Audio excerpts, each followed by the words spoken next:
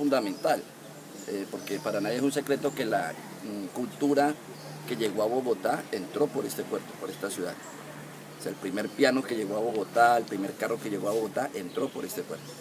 Entonces llegaron acá, a los muelles que estaban ubicados acá, sobre el río Magdalena, y a lomo de mula llegaban a Bogotá. Entonces, en la parte histórica es importantísimo. Luego, la prioridad de Honda es esa parte histórica.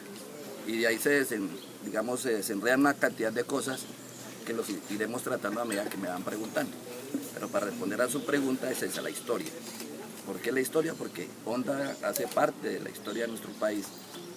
Por eso de que por aquí entró la cultura que llegó al centro o a la capital de la República.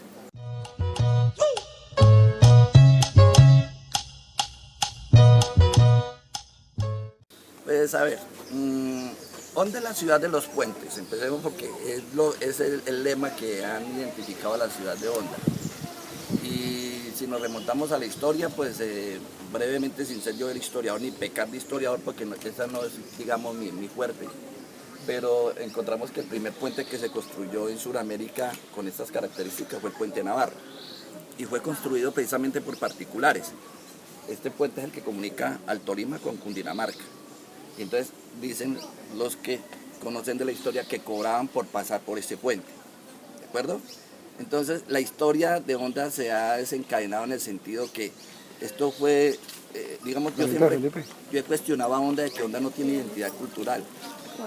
¿Por qué razón? Porque esto era un puerto tan importante que llegaba gente de todos los lados, digamos que los de acá más bien pocón. Entonces, ¿había más apropiación de las otras personas? Sí, claro, porque imagínense, la gente, los extranjeros, todos los que llegan aquí al puerto. Entonces, digamos que la parte que, digamos, que habitaba la gente de acá estaba en Mariquita y en poblaciones circunvecinas, pero no acá, Honda.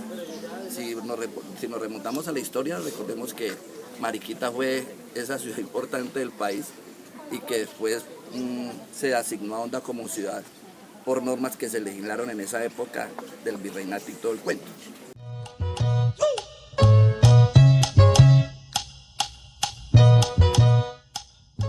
Llegamos a una primera conclusión de que Honda no tiene una identidad cultural precisamente por eso.